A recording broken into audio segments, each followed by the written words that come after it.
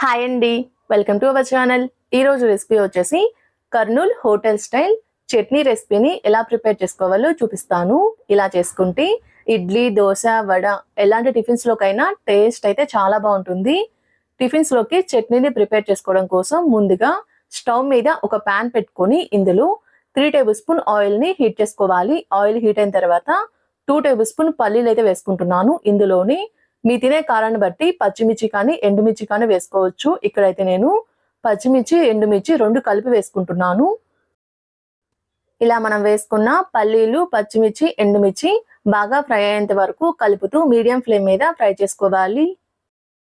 ఇలా ఫ్రై అయిన తర్వాత ఇప్పుడు ఇందులో ఒక పెద్ద ఉల్లిపాయని అలానే ఒక పెద్ద టమాటాని కట్ చేసుకొని వేసుకుంటున్నాను. ఇలా వేసుకొని ఇందులో కొంచెం చింతపండు అయితే వేసుకుంటున్నాను. చింతపండు మరీ ఎక్కువ వేసుకోవద్దండి. ఇందులో ఆల్రెడీ మనము టమాటాలు వేస్తున్నాం కాబట్టి కొంచెం చింతపండు అయితే సరిపోతుంది. ఇలా వేసుకున్న తర్వాత ఇందులో 4-5 వెల్లుల్లిపాయ రెబ్బల్ని కచ్చా పచ్చగా దంచైతే వేసుకుంటున్నాను. ఇలా వేసుకొని వీటి మొత్తాన్ని కలుపుతూ టమాటా ముక్కలు, ఉల్లిపాయ ముక్కలు బాగా మెత్తగా మగ్గేంత వరకు మీడియం ఫ్లేమ్ మీద కలుపుతూ ఫ్రై చేసుకోవాలి. ఇలా కలుపుతూ టమాటా ముక్కలు, ఉల్లిపాయ ముక్కలు బాగా మెత్తబడేంత వరకు ఫ్రై చేసుకున్న తర్వాత ఇప్పుడు ఇందులో ఒక 3 టేబుల్ స్పూన్ పుట్నాల పప్పు అయితే వేసుకుంటున్నాను. ఇలా వేసుకుని వీటి మొత్తాన్ని కలుపుతూ 2 నిమిషాల పాటు మీడియం ఫ్లేమ్ మీద ఫ్రై చేసుకోవాలి. ఇలా ఫ్రై చేసుకోవడం వల్ల పుట్నాల పప్పులో ఉన్న పచ్చివాసన అయితే పోతుందండి. ఇలా ఫ్రై అయిన తర్వాత వీటి మొత్తాన్ని ఒక గిన్నెలోకి అయితే వేసుకోవాలి. ఇలా వీటి మొత్తాన్ని ఒక గిన్నెలోకి వేసుకొని పూర్తిగా చల్లారేంత వరకు పక్కనుంచుకోండి. ఇప్పుడు ఇదే ప్యాన్ లో 1 టేబుల్ స్పూన్ ఆయిల్ ని హీట్ చేసుకోవాలి. ఆయిల్ హీట్ అయిన తర్వాత ఇందులో ఆవాలు, జీలకర్ర, శనగపప్పు మొత్తం కలిపి 1 టేబుల్ స్పూన్ అయితే వేసుకుంటున్నాను.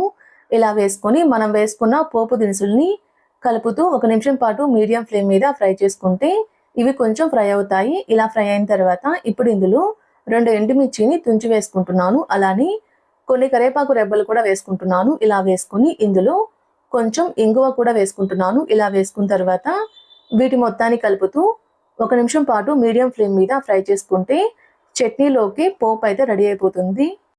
స్టవ్ ఆఫ్ చేసి ఇలా రెడీ చేసుకున్న పోపుని పక్కనుంచుకోండి. ఇప్పుడు ఒక మిక్సీ జార్ తీసుకొని ఇందులో మనం ముందుగా ఫ్రై చేసుకున్న పుట్నాల పప్పు, పచ్చిమిర్చి, ఎండుమిర్చి, టమాటా ముక్కలు, ఉల్లిపాయ ముక్కలు ఉన్నాయి కదండి, వాటిని అయితే వేసుకుంటున్నాను. ఇలా వేసుకొని ఇందులో మీ టేస్ట్ సరిపడినంత సాల్ట్ కూడా వేసుకోవాలి. ఇలా వేసుకున్న తర్వాత దీనిపైన మూత పెట్టి వీటి మొత్తాన్ని ఒకసారి గ్రైండ్ చేసుకోవాలి. ఇలా ఒకసారి గ్రైండ్ చేసుకున్న తర్వాత ఇందులో కొంచెం వాటర్ కూడా పోసుకొని చట్నీ మొత్తాన్ని బాగా మెత్తగా గ్రైండ్ చేసుకోవాలి. ఇలా చట్నీ మొత్తాన్ని బాగా మెత్తగా గ్రైండ్ చేసుకోవాలి.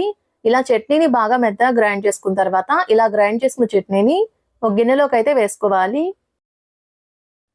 ఇలా గ్రైండ్ చేసుకున్న చట్నీ మొత్తాన్ని ఒక గిన్నెలోకి వేసుకున్న తర్వాత ఇప్పుడు ఇదే మిక్సీ జార్లో కొంచెం వాటర్ కూడా పోసుకొని చట్నీలో అయితే పోసుకుంటున్నాను. ఇలా పోసుకొని చట్నీ మొత్తాన్ని కలిసే విధంగా ఒకసారి కలుపుకోవాలి. ఇలా చట్నీ మొత్తాన్ని కలిసే విధంగా ఒకసారి కలుపుకోవాలి. ఇలా కలుపుకున్న తర్వాత ఇలా రెడీ చేసుకున్న చట్నీలు మనం ముందుగా రెడీ చేసుకొని పెట్టుకున్న పోపు అయితే వేసుకుంటున్నాను. ఇలా వేసుకొని మనం వేసుకున్న పోపు అనేది చట్నీ మొత్తంలో కలిసే విధంగా కలుపుకోవాలి. ఇలా చట్నీ మొత్తాన్ని కలిసే విధంగా కలుపుకున్న తర్వాత ఇలా రెడీ చేసుకున్న చట్నీని వేడి వేడి టిఫిన్స్ లోకి సర్వ్ చేసుకుంటే టేస్ట్ అయితే చాలా బాగుంటుంది. మీరు కూడా ట్రై చేసి ఎలా వచ్చిందో నాకు కామెంట్ చేయండి.